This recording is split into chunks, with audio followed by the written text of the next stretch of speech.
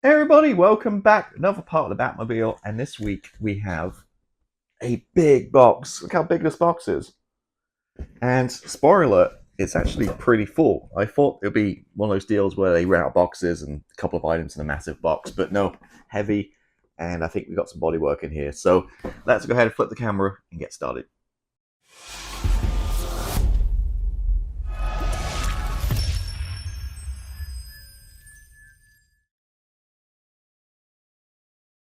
Okay, let's get the admin out of the way first. If you want to subscribe to this, the link is below. I'm not affiliated or anything. It's just a simple link to take to the website. And it's a pretty cool build, if you've seen. 110 parts. We have packs or parts 87 through to 91. Now, those of you good at math will know that is 5, but we're supposed to get 6 a month. And so I thought the same. So I did some digging and found some small print on the website, basically. Now, since then, they have sent an email to people the last couple of days, but at the time when it's shipped, I was kind of confused. And what they've done is, unfortunately, the pricing's gone up on this, the citing tariffs. So if you're in the US, it's gone up a couple, I can't remember exactly the amount, $2 or $3 more extra a part. And it's only from shipment 17 onwards. So I'm guessing the first 16 are all in the warehouse in the US, so it beat the tariffs, whereas the later stuff is still in the container from China or hasn't shipped yet, so it incurs tariffs. So what they've done is they've increased all this the cost, but they've taken a part away. So instead of sending 6, they're basically sending you 5. So you're basically getting 5 a month for the same price. So your cost isn't really increasing per se on a monthly basis. It's just going to go on for longer because you're getting less parts. And again, that's from 17 onwards, not the whole subscription. So just heads up on that one. So it's going to take a little bit longer now. I mean, we're almost there. I mean, up to 91. You know, I said it's 110 total. So now we're doing 5 instead of 6. It's taken an extra month or 2 to finish this, unfortunately. But anyway, let's kind of go through the parts real quick. I'm not going to bring the box up because, as I showed you, it's a pretty big box. So in no particular order, I've got 88, which is not much there, just a few little parts. 91, again, just a few little things here, which is deceptive because normally smaller boxes take longer. 87, and now we have 2 big boys. And my recommendation is if you're somebody who kind of binge builds this stuff, that means you don't build it each month, you kind of save them up and build it one go at the end. These 2 you probably want to check, make sure not warped. So this is part of the body here. This is metal, very heavy. This is 90, well packed. But again, you might want to take this out and just check, make sure everything's in good shape before you stash it away for a few months. So if it is damaged, you can reach out to customer service and get a replacement. And then this massive piece as well. You can see the back. I think this is the lower bodywork. Again, this is 89. This one is again really heavy box, solid metal. It's got to weigh a couple of kilos at least. So interesting, right? We're getting some big boys coming in now, as expected. Get this out of the way, and get this all organized a little bit here. Get that out of the way, and 87. It's going to flick through to what I care about, which is the instructions, and we have the front left wheel arch.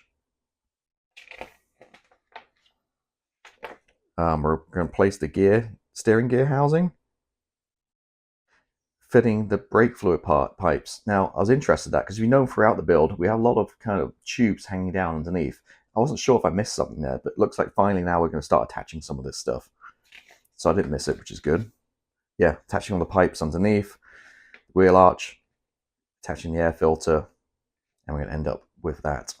So quite a lot of work there, really. 87, excuse my reach. I'm gonna grab my scissors, just crack this open real quick. And now we're getting to stage 2 where we're getting the bodywork involved. I'm going to start being a little bit more careful with this. So rather than just throw it down the mat, I'll probably use a blanket or a towel or something just to stop it getting scratched.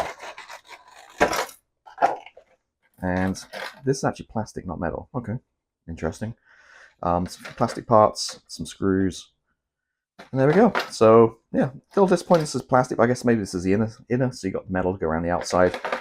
So yeah, let me get to work, get going with this one, and come back and work on the next part.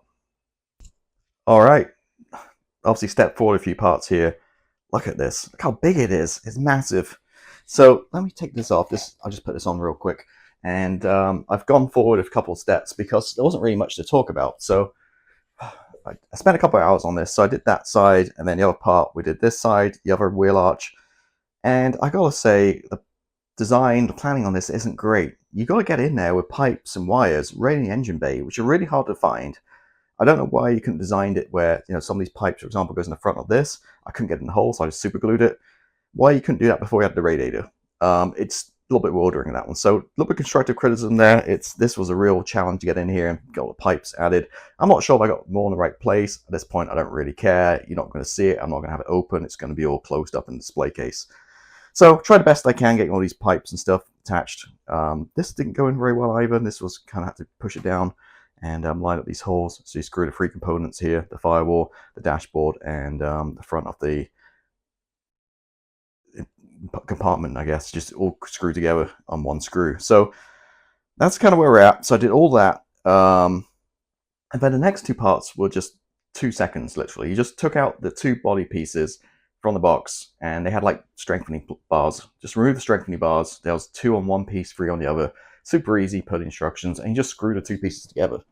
So look at this thing, it's solid metal. So there's 2 screws on, where is it?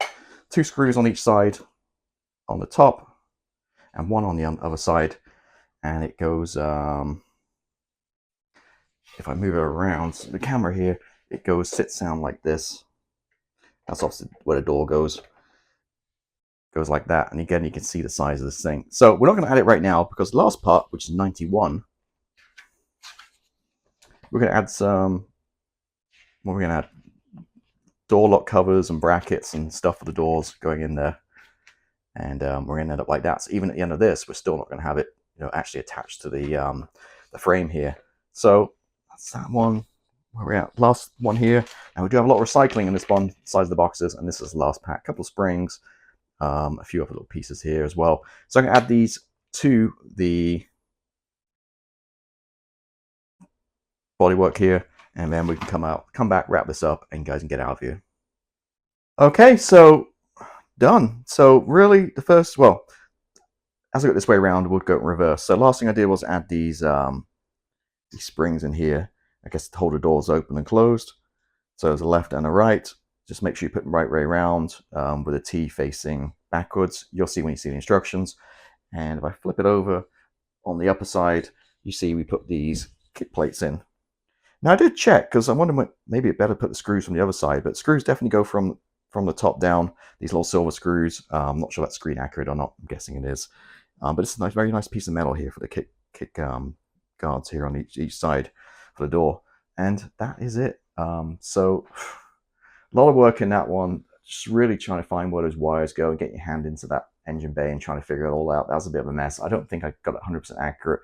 I don't think the wheels really turn either, to be honest. You want to turn the steering wheel, but it's a process. I just wish they kind of maybe design it a little better with instructions. It's kind of hard to go back, as I mentioned, to do some stuff.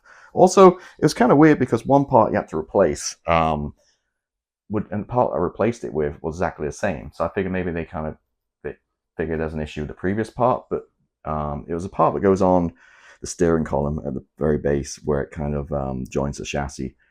But yeah, that's kind of weird. I'm still waiting for springs. Remember that suspension arm? The suspension arms are too short. The springs just keep popping out. Maybe once you have this on the weight, it'll compress it better. If not, I'm not sure they're going to send out in future parts a correction for that one also, but I don't know. But yeah, there we go. Beautiful. Look at this. The problem is, what I will say is this black, you can see all my fingerprints all over it, so definitely nice polish once we're done. And the dust, it will need a display case. Now, if you signed up for the premium version, I think you get a display case. I think I have a spare one from my Dodge Charger, but hopefully should fit this. If not, I might get a custom acrylic case made up for it. If you check out my videos from a few months ago, I built a F14 Tomcat, and I had a custom acrylic case made for that. And went through the process and showed you who I use, so you can check that out on the channel as well. But yeah, if you haven't done so already, hit the subscribe button, and thanks for watching. Catch you next time.